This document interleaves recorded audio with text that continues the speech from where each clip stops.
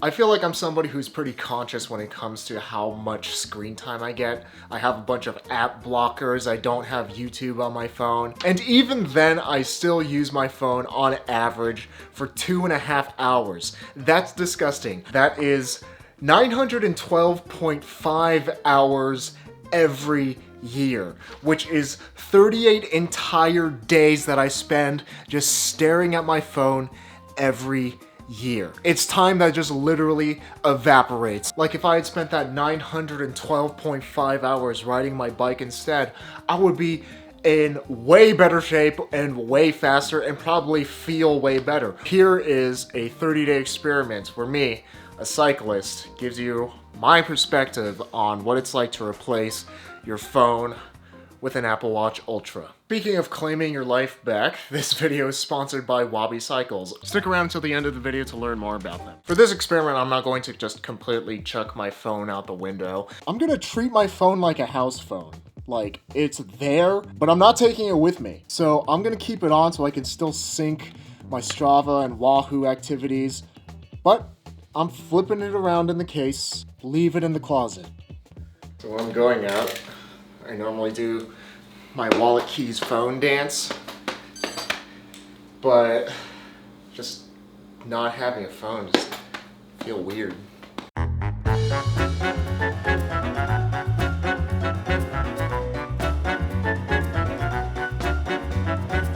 feel like this video is kind of boring at this point because it's been pretty uneventful. It's gone pretty smoothly. The biggest question that people have with the Apple Watch Ultra is like, can you actually last an entire day with it?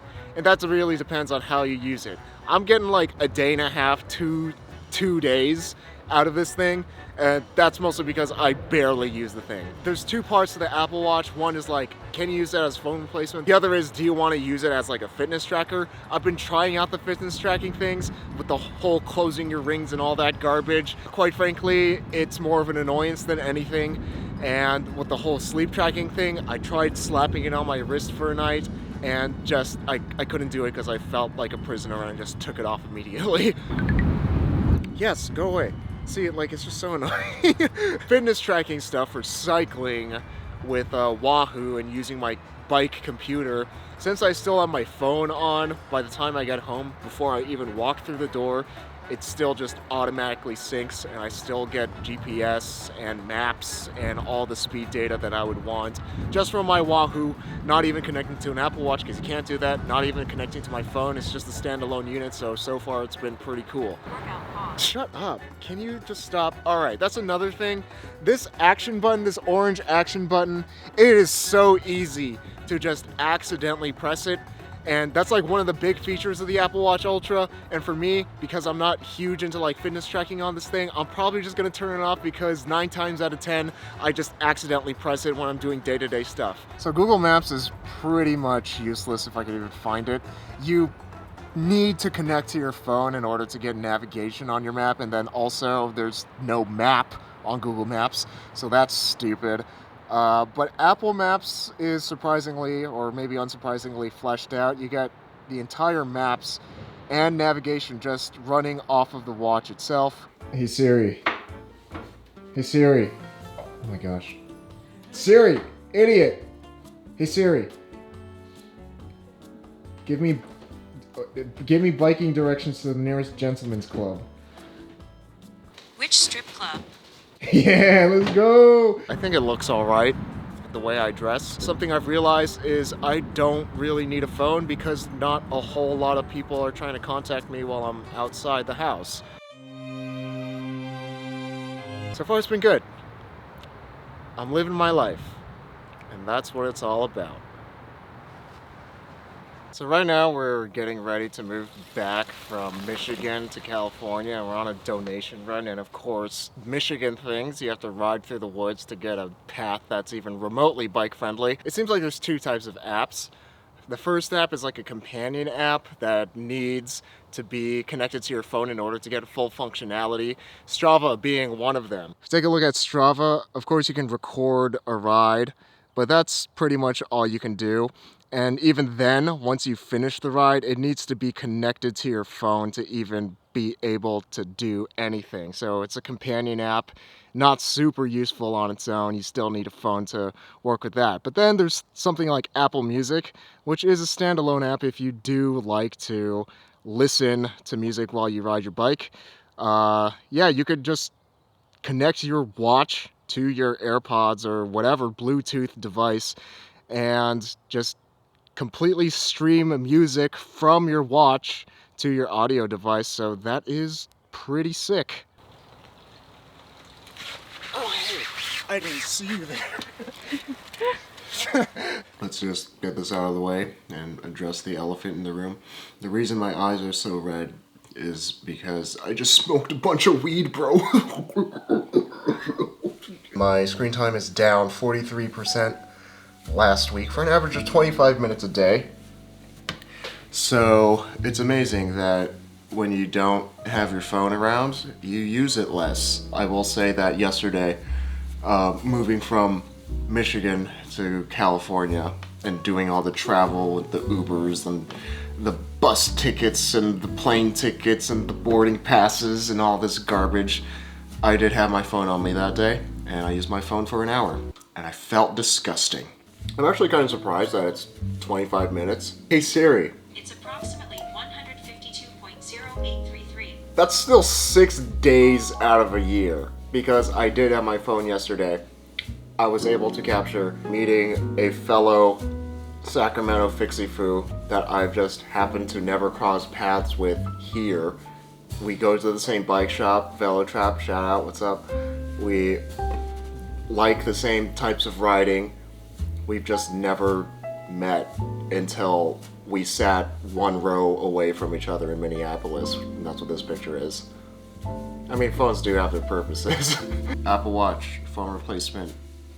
2 thumbs up from this guy.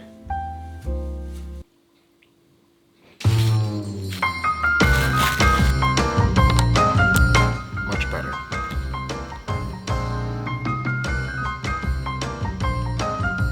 Third option, Zelda.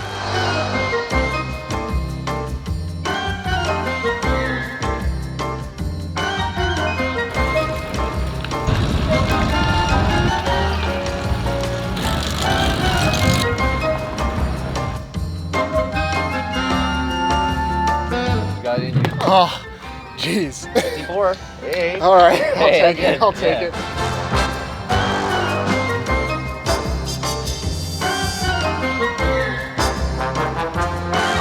If you're a cyclist, you probably pretty obsessively check the weather, and I am pleased to report that on the Apple Watch, the weather app is pretty dang good. You can get a 12-hour forecast for your temperature, you tap it, you get precipitation, and how sunny or whatever the conditions are on this one.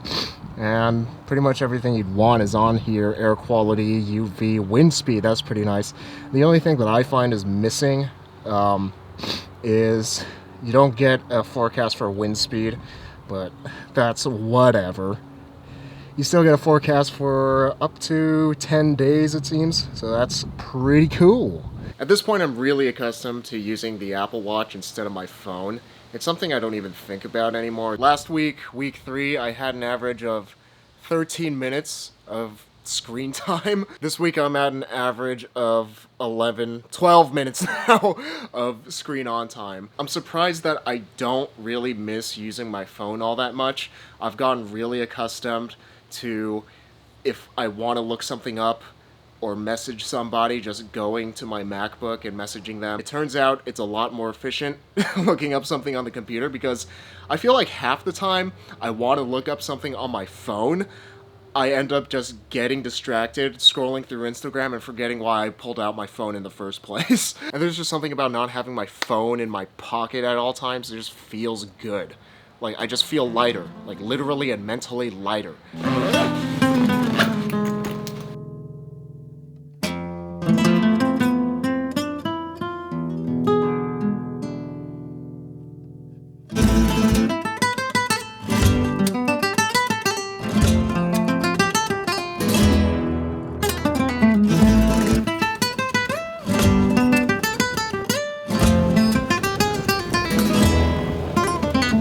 Obviously, I like the Apple Watch. This experiment was only supposed to last 30 days, and I am effortlessly on day 39. Except for last week when I got to Taiwan, apparently the travel sims that they have here don't support cellular on the Apple Watch, so I've had to carry my phone around and just shove it in my backpack for the time being and pretend it's not there. What I've found out, if I have my phone, I use it.